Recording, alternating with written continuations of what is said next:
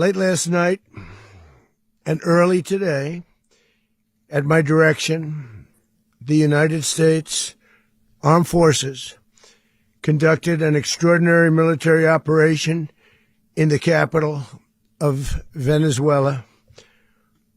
Overwhelming American military power, air, land, and sea, was used to launch a spectacular assault. And it was an assault like people have not seen since World War II. It was a force against a heavily fortified military fortress in the heart of Caracas to bring outlaw dictator Nicolás Maduro to justice. This was one of the most stunning, effective, and powerful displays of American military might and competence in American history. And if you think about it, we've done some other good ones, like the attack on Soleimani, the attack on al-Baghdadi, and the obliteration and decimation of the Iran nuclear sites just recently in an operation known as Midnight Hammer. All perfectly executed and done. No nation in the world could achieve what America achieved yesterday, or frankly, in just a short period of time. All Venezuelan military capacities were rendered powerless as the men and women of our military, working with U.S. law enforcement, successfully captured Maduro in the dead of night. It was dark. The lights of Caracas were largely turned off due to a certain expertise that we have. It was dark and it was deadly. But captured along with his wife, Celia Flores, both of whom now face American justice. Maduro and Flores have been indicted in the Southern District of New York, it's Jay Clayton, for their campaign of deadly narco-terrorism against the United States and its citizens. I want to thank the men and women of our military who achieved such an extraordinary success overnight with breathtaking speed, power, precision, and competence. You rarely see anything like it. You've seen some raids in this country that didn't go so well. They were an embarrassment. If you look back to Afghanistan, or if you look back to the Jimmy Carter days, they were different days. We're a respected country again, like never before.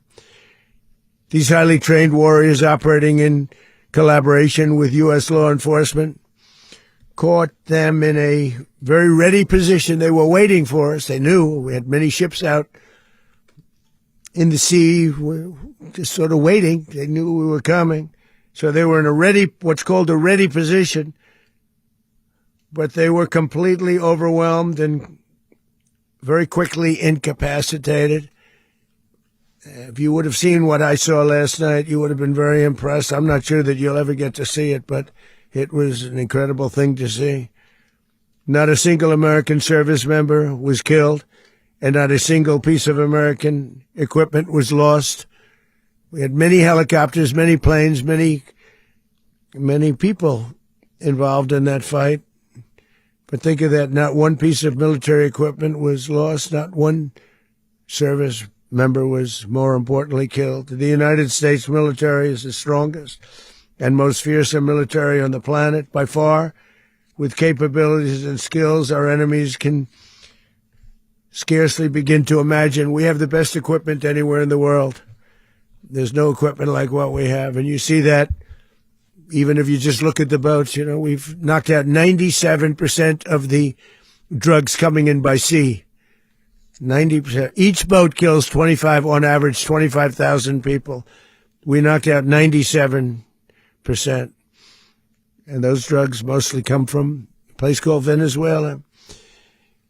We're going to run the country until such time as we can do a safe, proper, and judicious transition. So We don't want to be involved with having somebody else get in, and we have the same situation that we had for the last long period of years.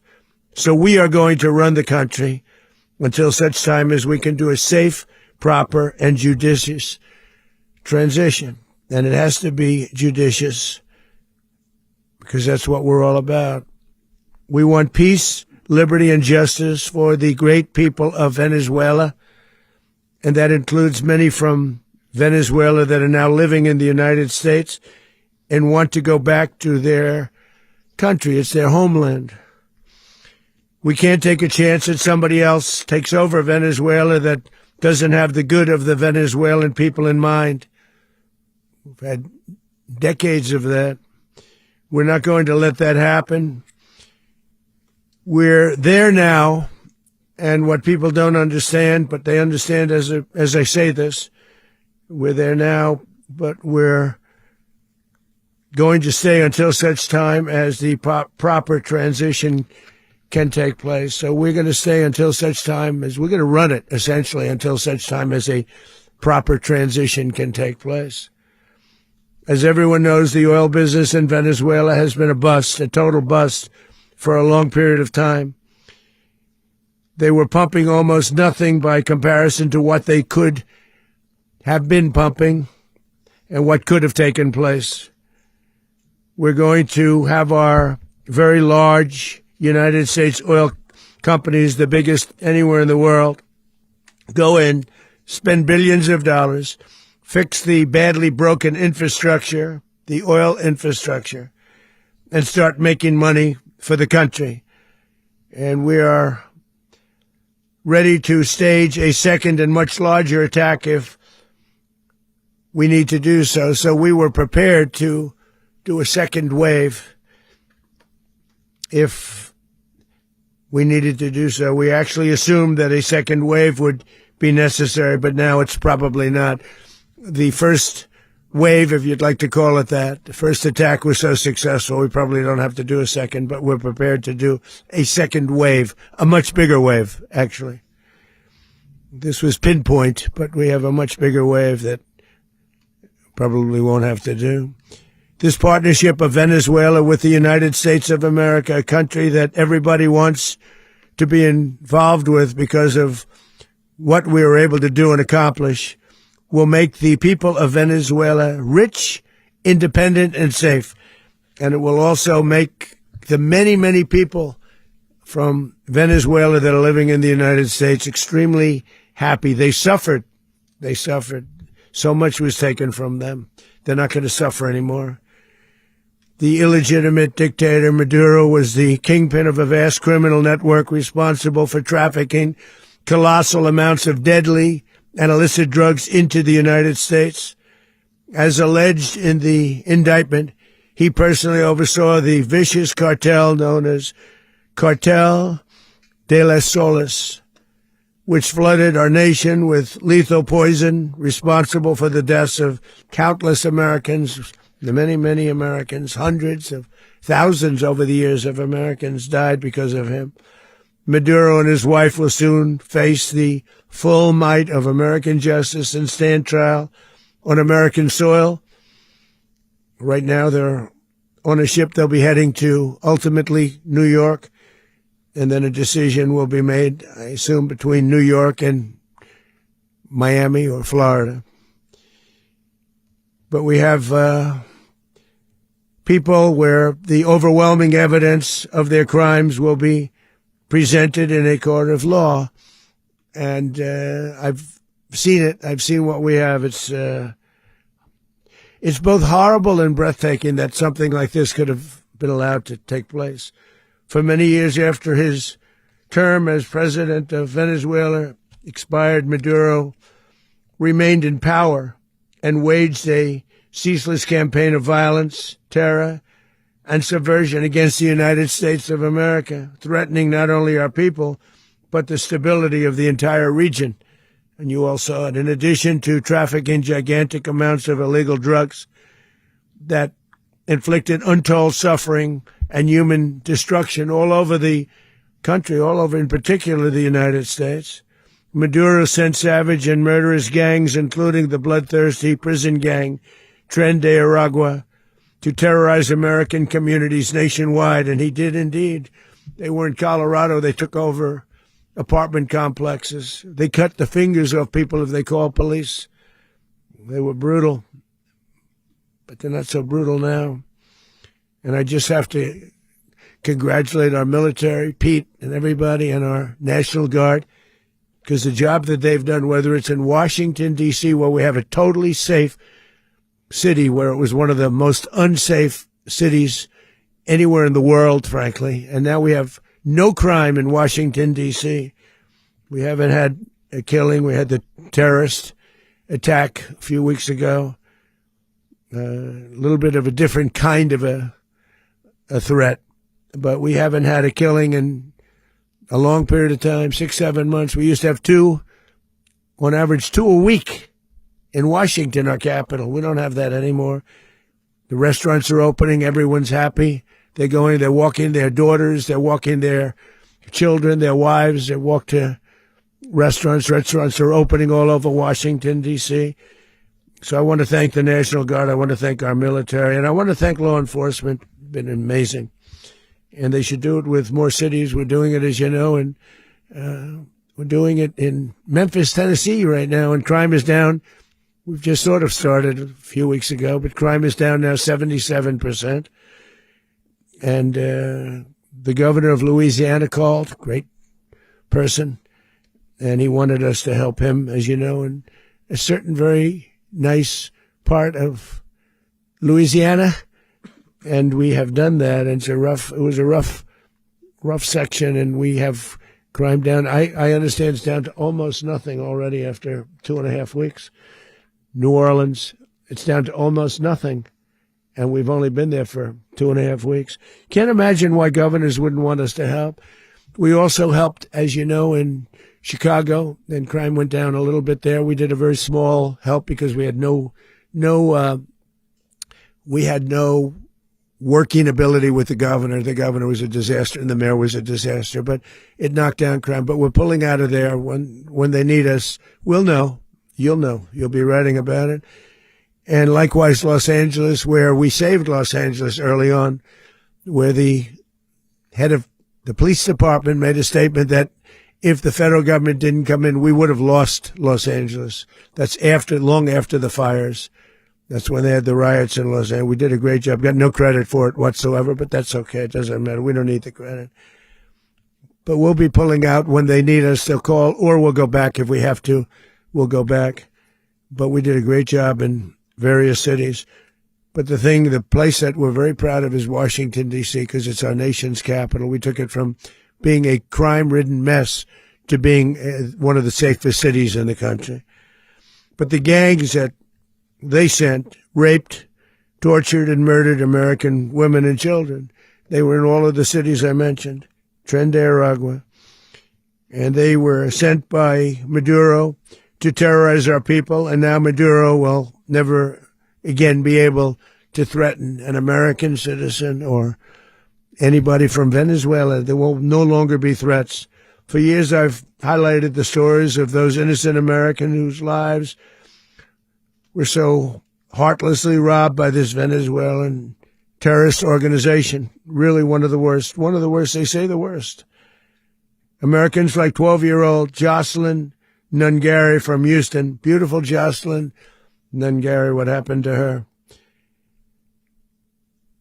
They, as you know, they kidnapped, assaulted, and murdered by Tren de Aragua animals. They murdered Jocelyn and left her dead under the bridge. There was a bridge that will never be the same to so many people after seeing what happened. As I've said many times, the Maduro regime emptied out their prisons, sent their worst and most violent monsters into the United States to steal American lives.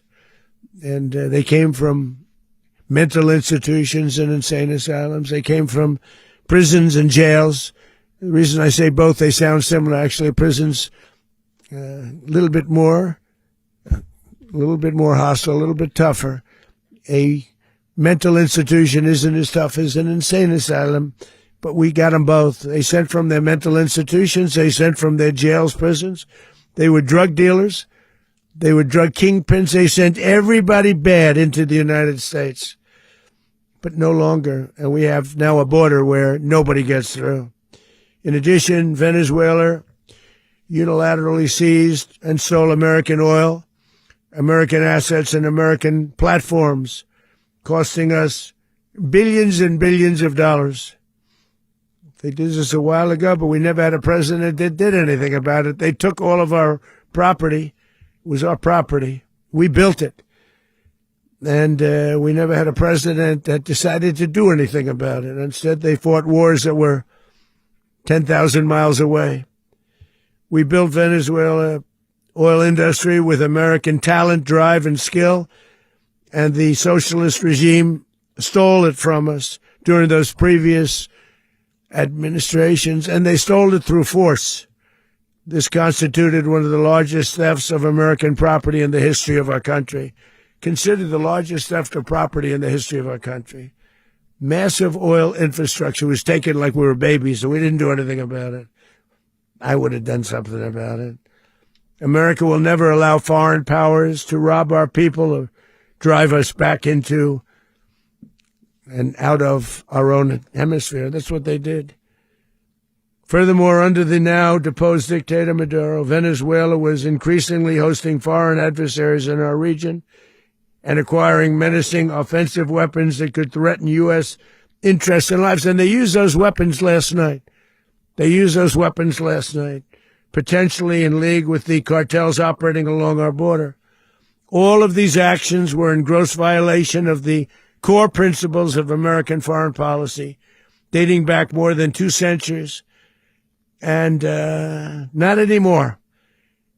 All the way back, it dated to the Monroe Doctrines, and the Monroe Doctrine is a big deal, but we've superseded it by a lot, by a real lot. They now call it the Monroe Document. I don't know. It's Monroe Doctrine. We sort of forgot about it. It was very important, but we forgot about it. We don't forget about it anymore. Under our new national security strategy, American dominance in the Western Hemisphere will never be questioned again. Won't happen. So just in concluding, for decades, other administrations have neglected or even contributed to these growing security threats in the Western Hemisphere. Under the Trump administration, we are reasserting American power in a very powerful way in our home region. And our home region is very different than it was just a short while ago. The future will be, and we did this in my first term. We had great dominance in my first term, and we have far greater dominance right now. Everyone's coming back to us. The future will be determined by the ability to protect commerce and territory and resources that are core to national security. These are core to our national security. Just like tariffs they've made our country rich, and they've made our national security stronger than ever before. But these are the iron laws that have always determined global power. And we're going to keep it that way. We will secure our borders. We will stop the terrorists. We will crash the cartels, and we will defend our citizens against all threats, foreign and domestic. Other presidents may have lacked the courage or whatever to defend America, but I will never allow terrorists and criminals to operate with impunity against the United States. This extremely successful operation should serve as warning to anyone who would threaten American sovereignty or endanger American lives. Very importantly, the embargo on all Venezuelan oil remains in full effect. The American Armada remains poised in position, and the United States retains all military options until United States demands have been fully met and fully satisfied. All political and military figures in Venezuela should understand what happened to Maduro can happen to them, and it will happen to them if they aren't just fair, even to their people.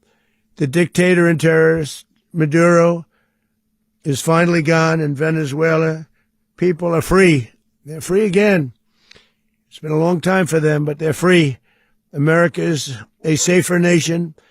This morning, it's a prouder nation this morning because it didn't allow this horrible person and this country that was doing very bad things to us. It didn't allow it to happen. And the Western Hemisphere is right now a much safer place to be. So I want to thank everybody for being here. I want to thank General Raisin Kane. He's a fantastic man. I've worked with a lot of generals. I worked with some I didn't like. I worked with some I didn't respect. I worked with some that just weren't good. But this guy is fantastic. I watched last night one of the most precise attacks on sovereignty. I mean, it was an attack for justice.